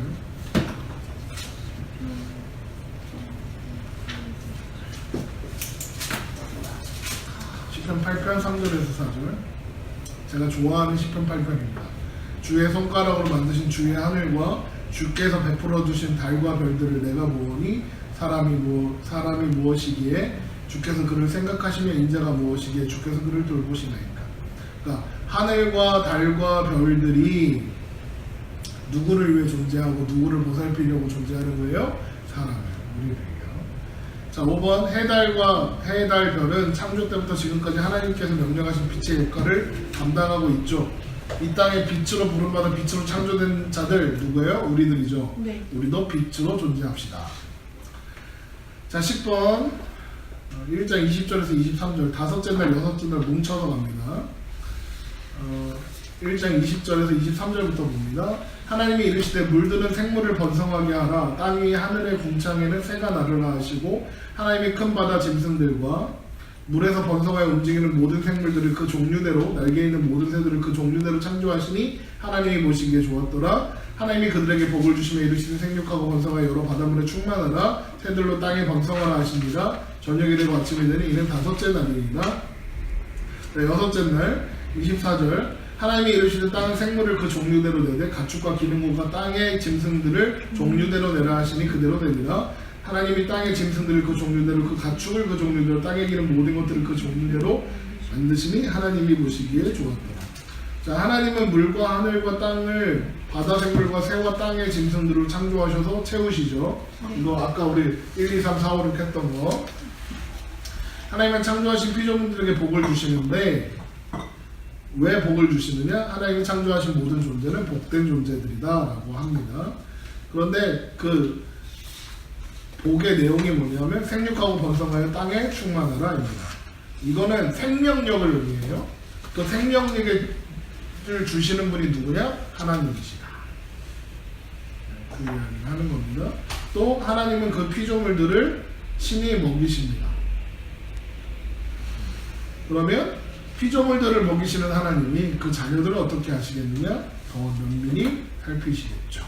그리고 여섯째 날 하이라이트, 창조의 하이라이트 1장 26절에서 31절입니다. 1장 26절 보세요. 하나님이 이르시되 우리의 형상을 따라 우리의 모양대로 우리가 사람을 만들고 그들로 바다의 물고기와 하늘의 새와 가축과 온 땅과 땅에 기는 모든 것을 다스리게 하자 하시고 하나님이 자기 형상 곧 하나님의 형상대로 사람을 창조하시되 남자와 여자를 창조하시고 하나님이 그들에게 복을 주시며 하나님이 그들에게 이르시되 생육하고 번성하여 땅에 충만하여 땅을 정복하라. 바다의 물고기와 하늘의 새와 땅에 움직이는 모든 생물을 다스리라 하시니라. 하나님이 이르시되 내가 온 지면에 씨 맺는 모든 채소와 씨 가진 열매 맺는 모든 나무를 너희에게 주노니 너희 먹을 거리가 되리라. 또 땅의 모든 짐승과 하늘의 모든 새와 생명이 있어 땅에 기는 모든 것들에게 모든 것에는 내가 모든 푸른 풀을 먹을 거리로 주노라 하시니 그대로 되니라. 하나님이 지으신 것을 모든 것을 보시니 지으신 그 모든 것을 보시니 보시기에 심히 좋았더라. 저녁이 되고 아침이 되니 이는 여섯째 날입니다. 보세요. 여기 31절에 보면 하나님이 사람을 창조하시고 나서 멘트가 달라졌어요.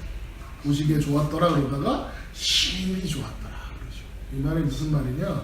하나님의 창조가 완성되었음을 기뻐하시는 것인 동시에 하나님의 창조의 목적이 여섯째 날 마지막에 창조된 사람한테 있었다는 뜻이에요. 사람을 창조해 놓고 나니 기쁘신 거예요. 자, 1번 엿새 동안 창조는 모두 하나님의 형상의 인간을 창조하기 위한 준비 과정이었다. 하나님의 모든 피조물들을 그 종류대로 창조하셨지만 유독 인간만은 하나님의 형상과 모양으로 만드셨고 이제까지 있으라 하셨던 하나님은 인간의 창조를 앞두고 더 심혈을 기울이시죠. 여기 이제 우선 보세요. 하나님은 모든 새, 물고기, 동물들을 종류대로 창조하셨어요. 종류대로.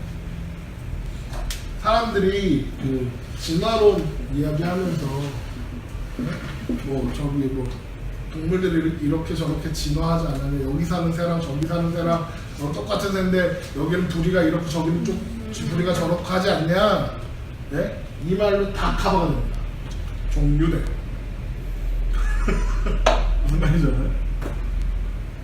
진화론을 부정할 수 있는 가장 중요한 키워드가 이거예요. 종류대로. 하나님이 그렇게 창조하셨으니까 종류대로. 됐죠? 그런데 하나님은 인간은 뭔가 더 심혈을 기울이세요. 7장 26절 보세요. 하나님이 이르시되 우리의 형상을 따라. 우리의 형상? 하나님이 우리라고 하고 있네요. 네. 창조가 하나님 혼자, 성부 하나님 혼자 하는 게 아니라 성부, 성자, 성령 하나님께서 하신다는 것을 보여주는 말씀입니다. 우리가 우리의 형상을 따라 우리의 모양대로 우리가 사람을 만들고 그들로. 그런데 보세요. 약간 무슨 회의를 하는 것 같지 않습니까?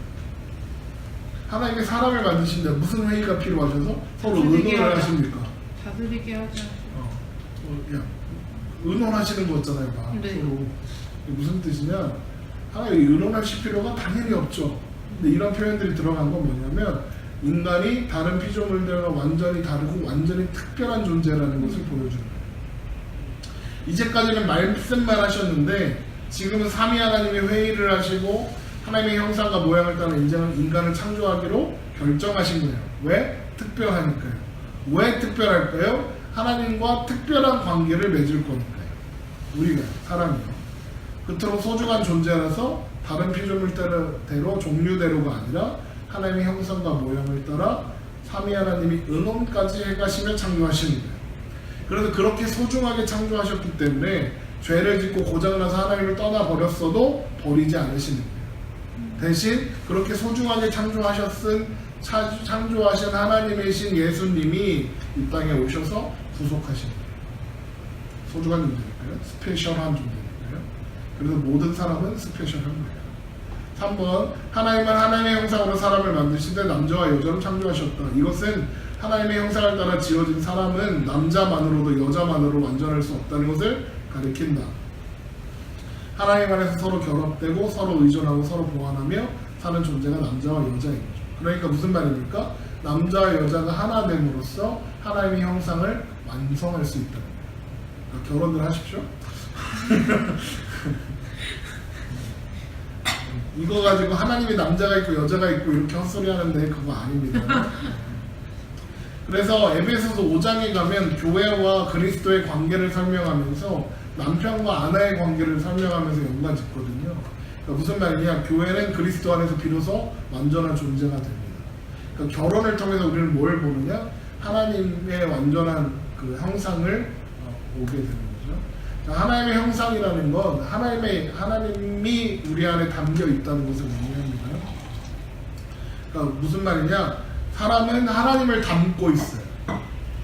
이게 이거 말고 이거예요. 담. 담고 있어요? 닮았다는 뜻이 아니라 담았어요. 우리가 그릇이라면 하나님이 우리한테 담겨 있어요. 봐봐요. 여기 뭐가 담겨 있어요? 음료수가 담겨 있어요. 사이다가 담겨 있죠. 네. 우리는 이 병을 사이다 병이라고 해요. 그렇죠? 우리는 이게 사이다를 다 버리고 여기다 물을 채우면 되는 거예요. 사이다. 그래도 사이다 병이에요? 물병. 여기다 물이, 그렇죠. 물병이 되죠. 여기에 콜라를 채우면요. 간장을 채우면 간장. 기름을 채우면 기름이. 그 안에 채워진 내용물로 그 존재가 규명되는 거죠. 그러니까 사람한테 하나님이 담겨 있는 거예요. 그래서 하나님을 닮았다라고도 하는 거예요. 하나님이 담겨 있기 때문에 하나님을 닮은 거예요. 이해되죠? 네.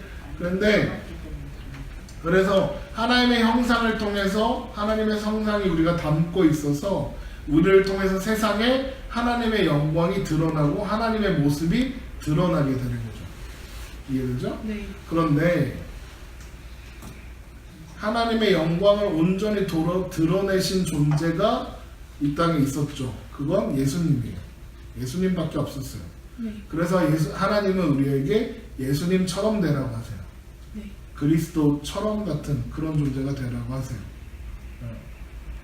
자, 6번.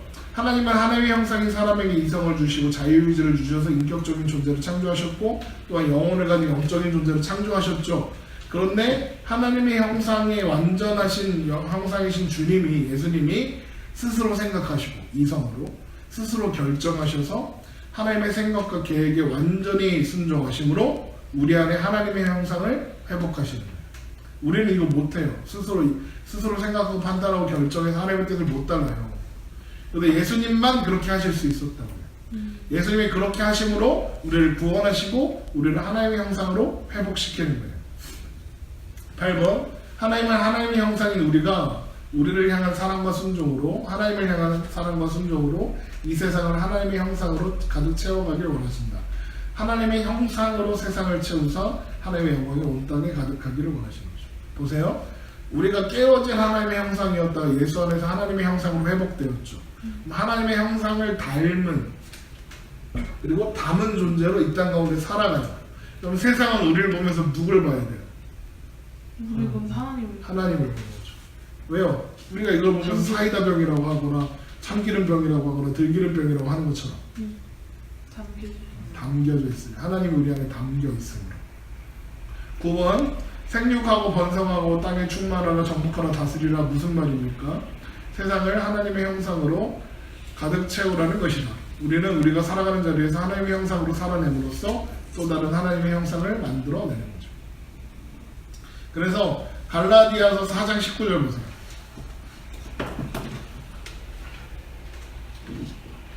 갈라디아서 4장 19절.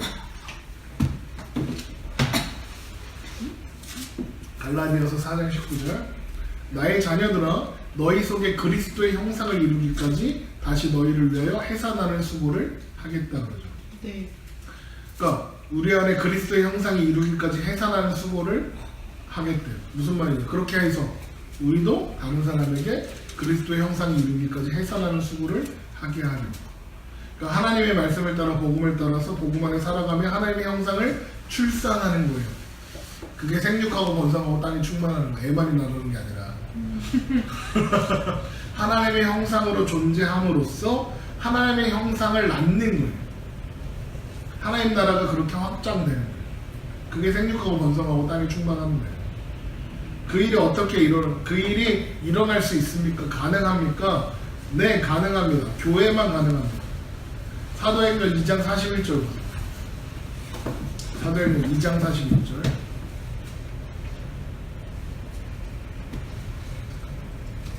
자, 그 말을 사도행전 2장 41절. 그 말을 받은 사람들, 이 말이 뭐냐? 베드로의 설교를 들은 사람들이란 뜻이에요. 세례를 받음에 이날의 신도수가 3,000이나 더하더라. 그들이 사도의 가르침을 받아 서로 교제하고 떡을 떼며 오로지 기도하기를 힘쓰니라. 사람마다 두려워하는데 사도들로 말미암아 기사와 표적이 많이 나타나니 믿는 사람이 다 함께 있어 모든 물건을 서로 통용하고 또 재산과 소유를 팔아 각 사람의 필요에 따라 나눠주며 날마다 마음을 같이하여 성전에 모이기를 힘쓰고 집에서 떡을 떼며 기쁨과 순전한 마음으로 음식을 먹고 하나님을 찬미하며 또 온 백성에게 칭송을 받으니 주께서 구원받은 사람을 날마다 더하게 하십니다. 이게 하나님의 형상을 소유한 사람들의 살아가는 방법이고 생육하고 번성하는 방법이에요. 하나님의 형상으로 사니까 주께서 구원받는 사람들을 날마다 더하게 하시죠. 이해됐죠? 네. 10번 하나님이 사랑이 하나님의 그 형상대로 지음받은 우리도 마땅히 사랑으로 지음받았고 사랑이 본질이며 사랑해야 한다. 우리는 하나님은 우리를 통해 영광 받으시고 세상은 우리를 통해서 하나님을 보게 된다. 세상 사람들은 그렇게 우리가 복음을 전하면 하나님 어디서 보여줘봐 그러잖아요. 우리가 존재함으로써 하나님을 보여주는 거예요. 우리가 있어서 세상은 우리를 통해서 하나님을 보는 거예요. 그래서 요한일서 4장 12절만 한번 볼게요.